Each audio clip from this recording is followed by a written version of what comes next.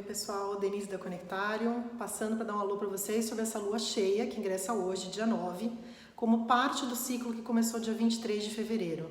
Então a temporada no céu agora é em peixes, né? O sol está em peixes, e lá no dia 23 estava sol e lua juntinhos, tem um vídeo da gente falando sobre isso. E esse ciclo começou, tivemos a lua crescente, hoje a lua cheia. Lembrando que essas mudanças de fase de lua, pessoal, é um jogo de luz e sombra. O quanto de luz a gente está enxergando, né? Essa luz do sol refletida na lua.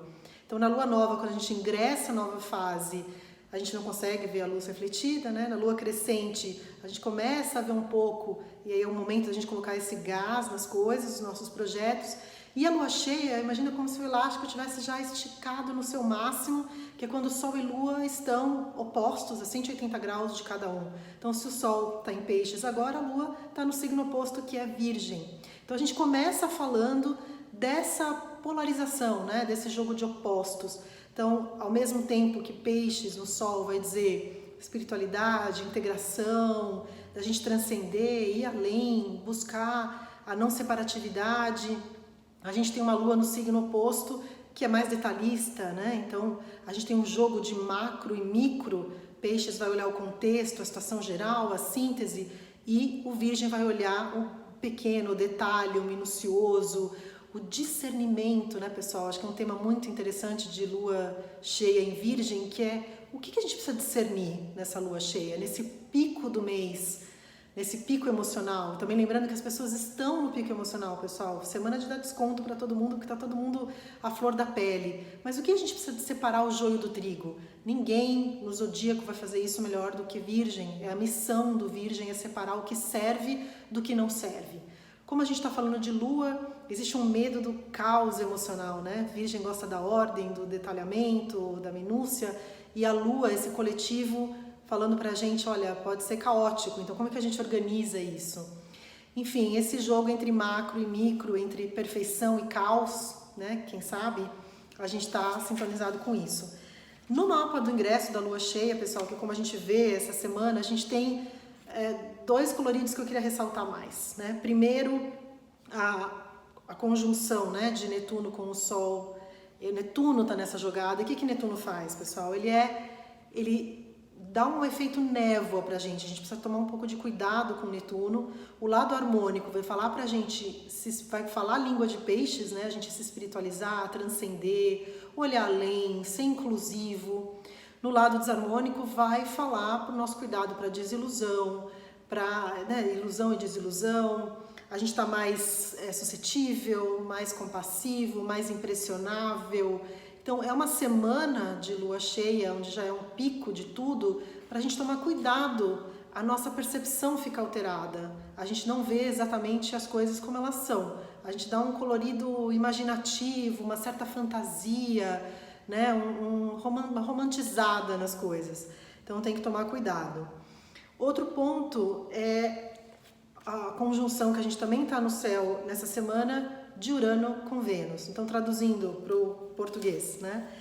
A necessidade de liberdade. Vênus vai estar falando dos afetos, dos relacionamentos, dos valores, fala também de dinheiro, essa imprevisibilidade de dinheiro, de ações, de bolsa, que a gente está vivendo essa semana muito intensa. Uma necessidade de liberdade, fica mais elétrico, mais solto, buscando realmente o nosso espaço dentro das relações. Como a gente está falando de touro, é o buscar uma liberdade com estabilidade. Meio estranho, né? É o grande paradoxo, Vênus está muito bem em touro, é o relacionamento estruturado, né, seguro, a gente buscar nas relações uma âncora, um aconchego, né, uma estabilidade, um chão. Mas ao mesmo tempo, não esquecendo da nossa individualidade, da nossa liberdade, de buscar esse espaço para a gente. Então, tem essas tônicas importantes. Lembrando, terça-feira, 10, Mercúrio, grande e famoso Mercúrio retrógrado, passa para movimento direto. Então, quando ele está retrógrado, parece uma ilusão de ótica de que ele está andando para trás, mas ele não está. Mas essa simbologia de como a gente enxerga os planetas desde o ponto de vista da Terra é o que muito interessa para a astrologia, toda essa linguagem simbólica. Faz a gente, na época do Mercúrio retrógrado, primeiro estar mais suscetível a confusões de toda a natureza com a comunicação, tecnologias, horários, né? Enfim, trânsito, dentre outros. O que mais eu gosto é a parte psicológica, então faz a gente mergulhar mais fundo nas nossas decisões, naquilo que a gente tem que olhar, nos nossos pensamentos, em como está circulando a nossa cabeça. Então, com ele passando na terça para um movimento direto, ele dá a oportunidade da gente deslanchar alguns temas, tá? Ele continua em aquário nesse período e para a gente deslanchar com inventividade, com inovação, enfim. Que mais? Na quarta, dia 11, eu queria ressaltar também que já tem uma pincelada disso no mapa da lua cheia, que é um mapa que mostra a tônica da semana, mas na quarta exatamente a gente tem a oportunidade de aproveitar de uma expansão, de um sentimento de abundância.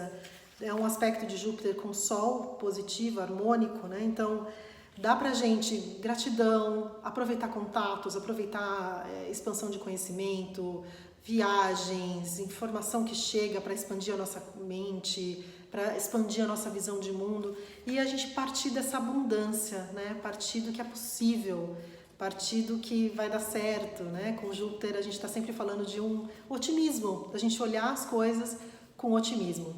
Enfim, pessoal, uma pincelada dessa semana de lua cheia, aproveitem, é o pico do mês, né? Então essa semana de lua cheia a gente olhar o que deu certo, o que não deu, aonde o curso de ação precisa ser melhorado, né? Aprimorado.